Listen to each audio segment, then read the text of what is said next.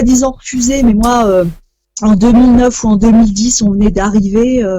Je veux dire, à l'époque, on commençait à en parler. C'est vrai que nous, on a essuyé les plâtres en plus, parce qu'on a un peu ouvert les portes à coups de bélier dans le milieu du paranormal en France, en affirmant qu'on avait vécu des choses, mais ça a été vraiment terrible ces années-là. On a vraiment soi-disant refusé, mais moi, en 2009 ou en 2010, on venait d'arriver. Bon, maintenant, par soi-disant refusé, mais moi, en 2009 ou en 2010, on venait d'arriver. Je veux dire, à l'époque, on commençait à en parler. C'est vrai que nous, on a essuyé les plâtres en plus, parce qu'on a un peu ouvert les portes à coups de bélier dans le milieu du... Des amateurs de sensations fortes qui sont prêts à payer pour passer une nuit dans un château hanté. SOS Fantôme, c'est un reportage étonnant de Nina Montané. Ce château perché sur une falaise du Poitou, c'était leur rêve. Quand Véronique et François l'ont acheté il y a 3 ans, ils ignoraient qu'ils allaient avoir de grosses frayeurs. Véronique et François l'ont acheté il y a 3 ans, ils ignoraient qu'ils allaient avoir de grosses frayeurs. Quand Véronique et François l'ont acheté il y a 3 ans,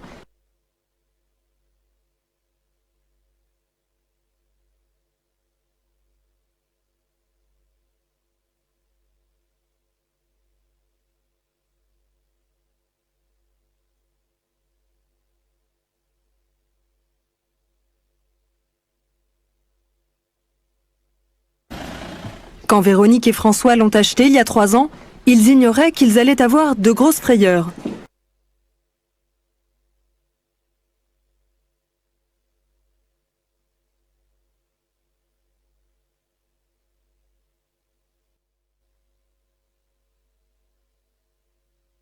Véronique et François l'ont acheté en 2009 pour y vivre un jour avec leurs 3 enfants. Mais à leur grande surprise, les lieux étaient déjà habités. Je descendais de l'escalier là et j'ai vu... Véronique et François l'ont acheté en 2009 pour y vivre un jour. Véronique et François l'ont acheté en 2009 pour y vivre un jour avec leurs 3 enfants.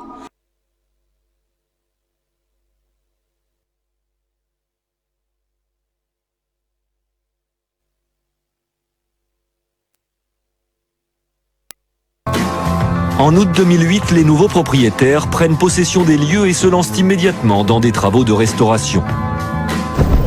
Mais dès les... En août 2008, les nouveaux propriétaires prennent possession des lieux et se lancent immédiatement dans des travaux de restauration.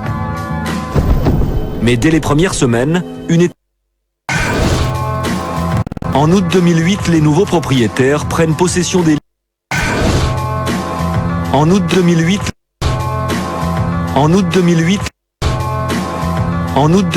les nouveaux...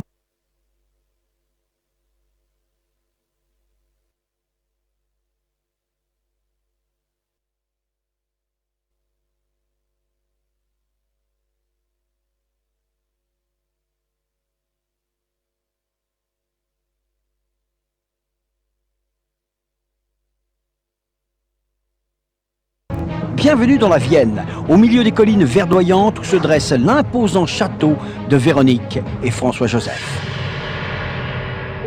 Il y a 5 ans, le couple craque pour ce château à l'abandon et décide de le racheter pour réaliser leur rêve de toujours, ouvrir des chambres d'hôtes.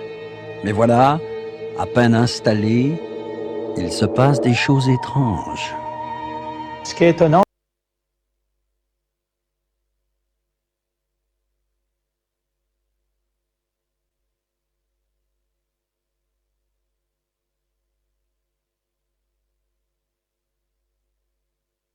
c'est que le château, quand je suis arrivé dans les lieux, il a été réellement vivant.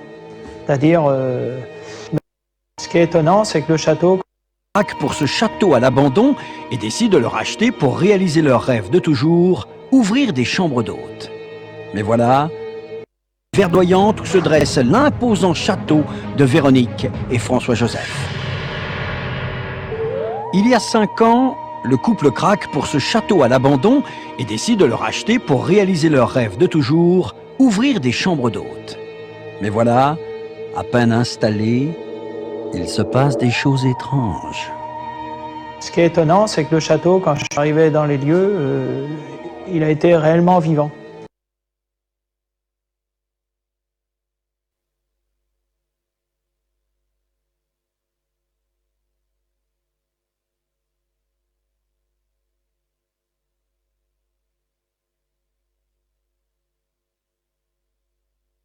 Bienvenue dans la Vienne, au milieu des collines verdoyantes où se dresse l'imposant château de Véronique et François-Joseph.